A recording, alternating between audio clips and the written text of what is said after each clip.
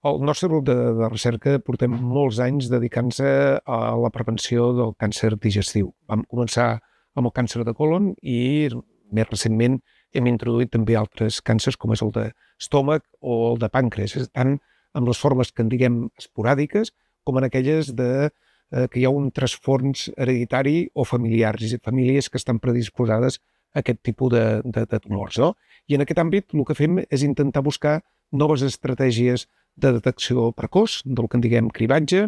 algunes vegades d'aquestes formes hereditàries, gens que puguin estar implicats, i després des d'un punt de vista més clínic també intentem trobar nous mètodes diagnòstics que siguin més senzills, més acurats, i des d'un punt de vista de tractament, o nous tractaments quirúrgics que siguin menys invasius,